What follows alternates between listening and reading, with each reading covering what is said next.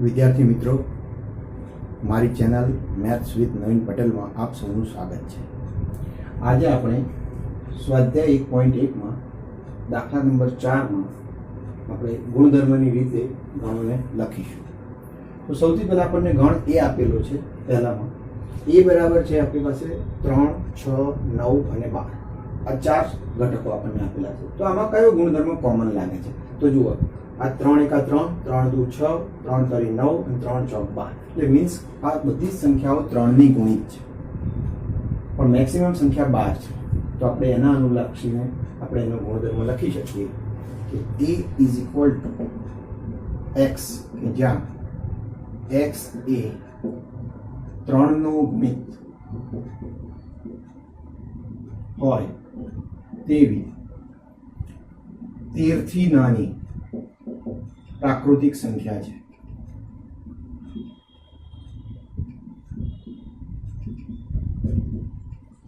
ત્યારબાદ આપણે આ ગણને અન્ય રીતે પણ લખી શકીએ, આ રીતે કે x, કે જ્યાં x = 3y અને y < 5 અને y belongs to n લખી શકીએ કે જો y ની કિંમત 5 થી નાની, એટલે કે 1, 2 અને 3 અને 4 હોય તો દરેક વખત જો 1 મૂકશો તો 3 મળશે, 2 મૂકીએ તો 6 મળે, 3 મૂકીએ તો 9 મળે અને y = 4 લઈએ આપણે તો 4 × 12 આપણને મળે છે. આમ આપણને આ ગુણધર્મ લખી શકીએ છીએ. ગુણધર્મ તમે એકથી વધારે અલગ અલગ રીતે લખી શકો છો, તમને જે યોગ્ય લાગે એ રીતે લખી શકાય. હવે બીજાની અંદર વાત કરીએ તો b = 2, 4, 8, 16, 32 આપણને આ ઘટકો આપેલા છે. તો આ ઘટકોનો આપણે ગુણધર્મ રીતે વિચારીએ તો આ 2 ની 1 ઘાત છે, 4 છે એટલે કે 2 નો વર્ગ છે, 8 છે 2 નો ઘન છે, 16 છે 2 ની 4 ઘાત છે અને 32 છે એ 2 ની 5 ઘાત છે. તો આપણે એને કોમન રીતે લખવું હોય તો કઈ રીતે લખી શકીએ? તો હું અહીંયા લખીશ કે x, કે જ્યાં x એ 2n, જ્યાં n is less than 6, n belongs to capital N છે. બરોબર? તો n belongs to capital N એટલે કે મીન્સ પ્રાકૃતિક સંખ્યા છે અને પ્રાકૃતિક સંખ્યા 6 થી નાની છે તો કઈ હોઈ શકે? તો કે 1, 2, 3, 4, 5 હોઈ શકે. હવે અહીંયા આપણે 2 મૂકીએ તો આપણને 2 મળે, 2 મૂકીએ તો આપણને 4 મળે, 2 મૂકીએ તો આપણને 8 મળે, 2 મૂકીએ તો 16 મળે અને 2 મૂકીએ તો આપણને 32 મળે છે. ઓકે, ત્યારબાદ સી નંબરમાં જોઈએ આપણે કે ત્રીજામાં સી છે કે જ્યાં આગળ આપણને 5, 25, 125, 625 એવા ઘટકો આપેલા છે. તો અહીંયા પણ તમે જુઓ, આ 5 ની 1 ઘાત છે, આ 5 ની 2 ઘાત છે એટલે 25 થાય, આ 5 ની 3 ઘાત છે, આ 25, 5, 125 એટલે 5 ની 2 ઘાત ગુણ્યા 5 કરીએ તો આપણને 5 ની 3 ઘાત મળે અને 125 ગુણ્યા 5 કરો તો કે 625 એટલે કે 5 ની 4 ઘાત મળે છે. જસ્ટ આપણે જુઓ એની સાઈડમાં લખી દઈએ કે 5 નો વર્ગ પછી 125 છે એટલે કે 5 નો ઘન થશે, 625 છે તો કે 5 ની 4 ઘાત થશે. તો આપણે અહીંયા એના માટે ગુણધર્મ લખવો હોય તો લખી શકીએ x, કે જ્યાં x = 5n, જ્યાં n is less than 5, n belongs to capital N મળે છે. તો n ની આપણે અલગ અલગ કિંમતો મૂકીએ, n ની 1 ઘાત મૂકીએ તો 5, 2 ઘાત મૂકીએ તો 25, 3 ઘાત મૂકીએ તો 125 અને 4 ઘાત મૂકીએ તો આપણને 625 મળે છે. ત્યારબાદ આપણે ડી ગણની વાત કરીએ તો કે ડી માં આપણને 2, 4, 6 અપ ટુ ઇન્ફિનિટી સુધીના ઘટકો આપેલા છે. આ બધા જ પ્રાકૃતિક સંખ્યાઓ છે. તો આપણે લખી શકીએ તો કે x, કે જ્યાં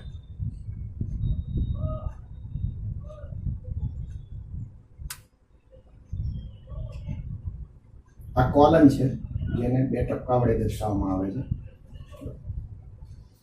તો અહીંયા x, કે જ્યાં x એ શું છે તો કે યુગ્મ સંખ્યા છે, અનંત સુધી વિસ્તરેલી.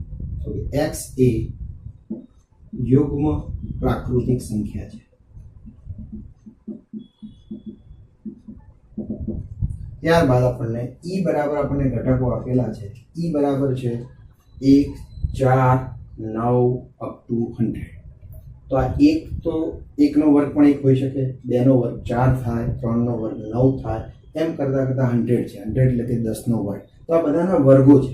10 સુધીની સંખ્યાઓના જે પ્રાકૃતિક સંખ્યાઓ છે. તો અહીંયા આપણે લખી શકીએ x કે જ્યાં x is equal to n square, જ્યાં n is less than 11. Equal to લખવું હોય તો તમે 10 લખી શકો, અહીંયા લેસ ધેન એટલું મેં વાપર્યું છે એટલે 11, અને n છે એ બિલોંગ્સ ટુ કેપિટલ N આવે છે. તો અહીંયા આ રીતે આપણે ગુણધર્મની રીતે ગણોને દર્શાવી શકીએ છીએ. ત્યારબાદ આપણને દાખલા નંબર 5 માં એવું કીધું છે કે નીચેના ગણોના બધા જ ઘટકો લખો. બધા જ ઘટકો લખો એટલે કે યાદીની રીતે અહીંયા આપણે લખવાનું થાય. તો અહીંયા આપણી પાસે ગણ એ આપેલો છે. ગણ એ બરાબર આપણને કહ્યું છે કે x કે જ્યાં x એ અયુગ્મ પ્રાકૃતિક સંખ્યા છે. અયુગ્મ એટલે કે એકી સંખ્યા. એકી સંખ્યા કઈ આવે? 1, 3, 5, 7, 9, 11 એ રીતે આગળ આપણને અનંત સુધી આ પ્રાકૃતિક સંખ્યાઓ મળે છે. તો આપણે એને અહીંયા સંખ્યાની રીતે લખીશું, ઘટકો જ લખીશું. તો આપણને ઘટકો તરીકે મળે 1, 3, 5, 7, 9, 11, 13 અપ ટુ ઇન્ફિનિટી.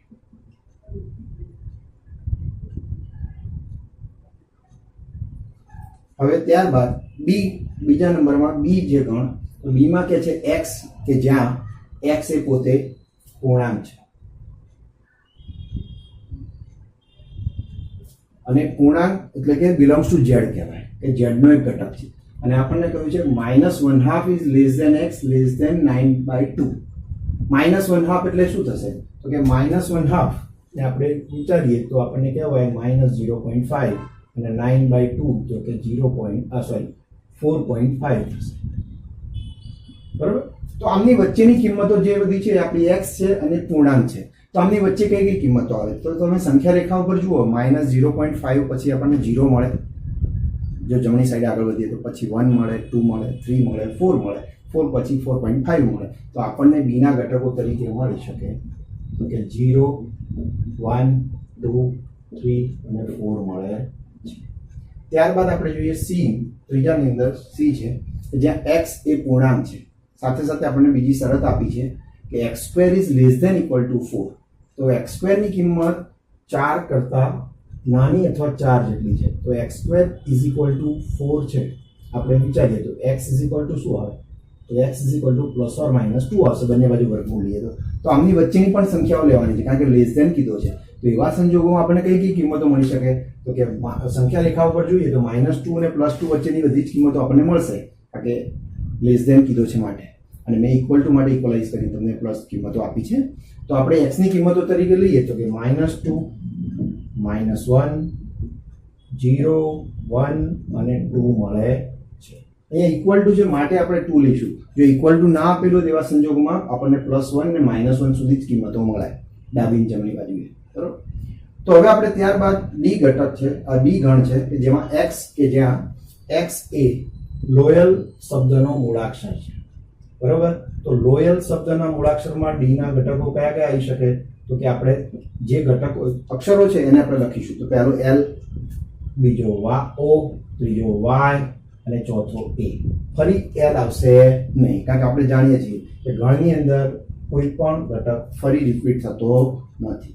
ત્યારબાદ E ની વાત કરીએ. E ગણ છે એમાં શું કહે છે? તો કે E is equal two x કે જ્યાં x એ વર્ષનો 31 દિવસનો ન હોય તેવો મહિનો છે. તો આપણે જાણીએ છીએ કે 31 જે મહિનો છે 1 જાન્યુઆરીથી સ્ટાર્ટ થાય છે. તો કે 1 જાન્યુઆરી આપણે અહીંયા જે હાથના જે ભાગ છે, જે ઊંચા ભાગ, એને આપણે અત્યારે ગણીએ તો આપણને જાન્યુઆરી, ફેબ્રુઆરી, માર્ચ એવી રીતે આપણને ઘડી મળી શકે છે. તો આપણે જોઈએ તો જાન્યુઆરી જે છે 31નો મહિનો છે. ત્યારબાદ ફેબ્રુઆરી આવે કે જે 28 કે 29 દિવસનો. તો આપણે અહીંયા લખીશું ફેબ્રુઆરી. ત્યારબાદ માર્ચ છે 31 દિવસનો છે, એપ્રિલ જે 30 દિવસનો છે, ત્યારબાદ મે છે 31 દિવસનો, જૂન 30 દિવસનો આવશે, ત્યારબાદ જુલાઈ છે 31 દિવસ થશે. બરોબર? અહીંયા ત્યારબાદ આપણે ફરી સ્ટાર્ટ કરીશું તો ઓગસ્ટમાં પણ 31 દિવસ હોય. ત્યારબાદ સપ્ટેમ્બર આવશે,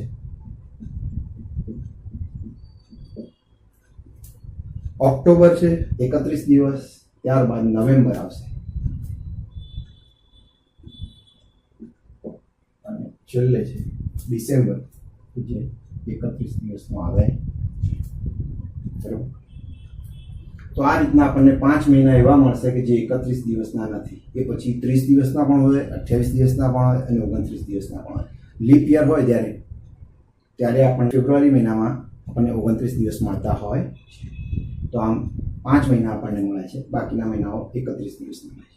ત્યારબાદ એફની વાત કરીએ તો કે એફની અંદર કહે છે કે એક્સ, કે જે એક્સ એ અંગ્રેજી મૂળાક્ષરોની ક્રમ અનુસાર યાદીમાં કે પહેલાનો વ્યંજન છે. કે પહેલાનું વ્યંજન છે.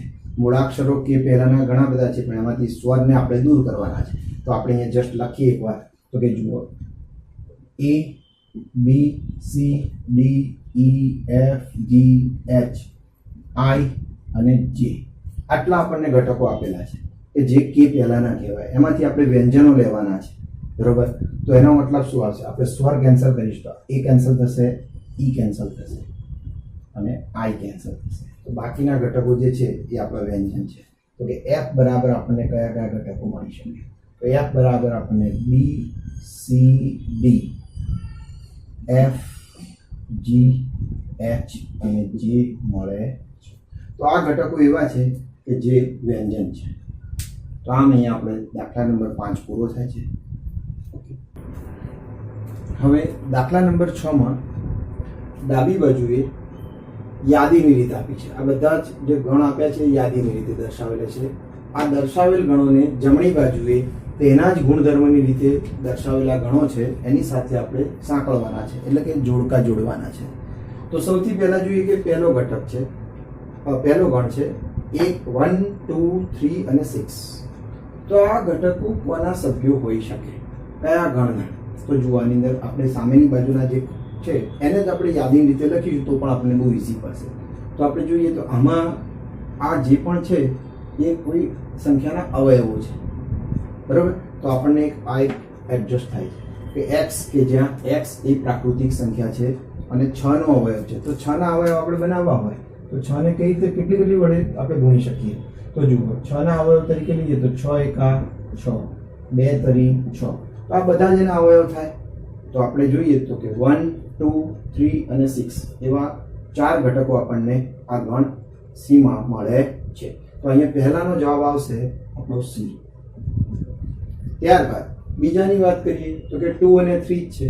તો 2 અને 3 હોય એવી સંખ્યાઓ કઈ? તો પહેલા સંખ્યાની વાત થઈ છે તો x, કે જ્યાં x એ અવિભાજ્ય સંખ્યા છે. તો 2 અને 3 અવિભાજ્ય છે, ઓકે. બીજા 6 ના અવયવ છે તો કે આ વાત સાચી, કારણ કે અહીંયા જ આપણે જોયું 6 ના અવયવ તરીકે આપણે 2 અને 3 લઈ શકીએ છીએ. તો એનો મતલબ કે 2 નંબરનો જે ગણ છે એનો જવાબ આપણને મળશે એ.